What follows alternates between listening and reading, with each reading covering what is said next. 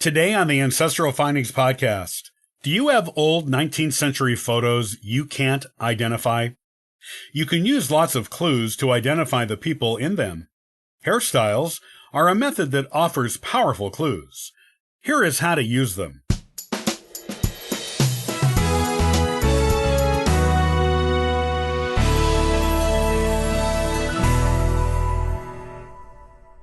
Do you have old 19th century photographs that you can't identify? If these photos were handed down to you through your family, you are probably looking at your ancestors without knowing which ones they are. There are a lot of photo identification methods you can use to give you a better idea of who these people are. The type of photograph, the style of clothes, and clues in the background of the photo are just some of the techniques you can use. You can also use hairstyles to help you narrow down the identities of your mysterious ancestors. Here's how to do it. The hairstyles of the 19th century were distinctive and can usually be identified by decade on both men and women.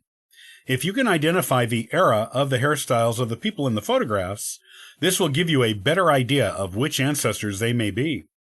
Making an educated guess as to their age helps you further narrow down their potential identities. If you know where the photos were taken, that gives you another clue. And knowing what side of the family the photos came from offers further clues. It all starts with identifying the era by the hairstyles of the sitters in the photographs, though. Here are the basic 19th century hairstyles in the age of photography and when they were popular. Use this information to help you get started identifying your ancestors. Remember, the age of commercial photography started in 1839. Men's hairstyles, 1839 to 1865. From the mid-century to the end of the Civil War, men's hairstyles fell into two categories. The first category was medium long to long hair with very long mustaches, beards, and sideburns. Facial hair could include all three types just mentioned, two of them, or just one. The main defining factor is that the facial hair was long, to match the long hair. The other category that men's hairstyles fell into during this period was called the a la mode Puritan. This hairstyle was relatively short with no mustache. There were closely shaved sideburns that were grown far down on the face to attach to a short beard. The most famous example of this hairstyle can be seen on Abraham Lincoln, 1865 to 1880. The Puritan look became all the rage, but with a twist. Hair began to be slicked back with oil or grease and parted on the side. Facial hair remained mustache-free, but with sideburns and beards like in previous decades. 1880 to 1890. The slicked-back look disappeared, but hair remained parted on the side. Sideburns and beards disappeared, but the mustache came back in a short, clipped, and well-groomed version. 1890 to 1900. Very short hair became fashionable. It was shaved up the sides and cut very short in the back.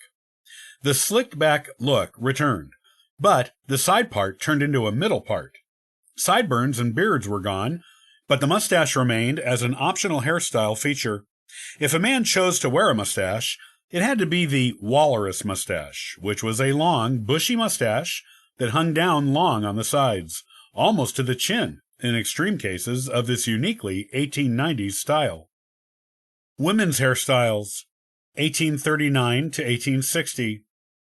The chignon was the hairstyle to wear if one was a fashionable woman.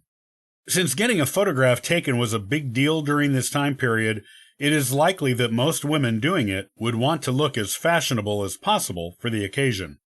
There were two ways to wear the chignon. One was on top of the head, with locks of curls falling around the face and decorated with combs, feathers, flowers, and jeweled ribbons. The other way was to wear the chignon at the nape of the neck, with the hair parted in the middle. This second way to wear the chignon became more popular closer to 1860. 1870 to 1880. Curls were the thing during this decade. Metal hair curlers were worn at night to keep the hair curly during the day. The curling iron was invented in 1872, which included two metal tongs that could be heated on any available heat source. This eliminated the need for nighttime hair curlers and allowed hair to be curled in a variety of new and interesting ways.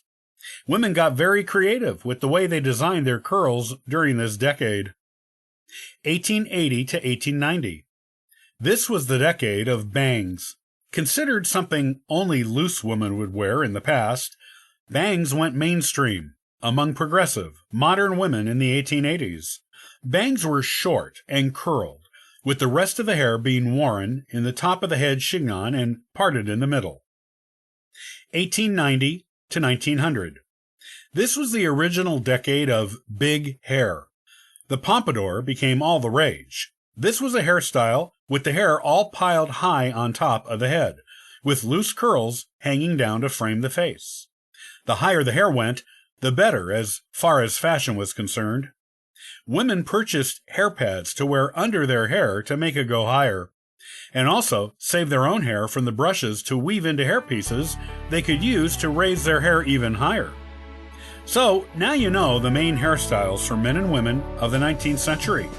Look for these hairstyles in your 19th century photographs to give you an idea of the decade the photo was taken. This gives you one more important clue as to the identity of the person in the photo.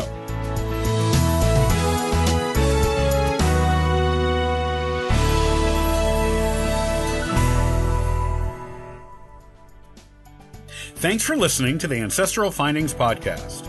You can subscribe to the podcast on YouTube and iTunes. Also, check out ancestralfindings.com for free genealogy lookups, ebooks, and weekly giveaways. Happy searching!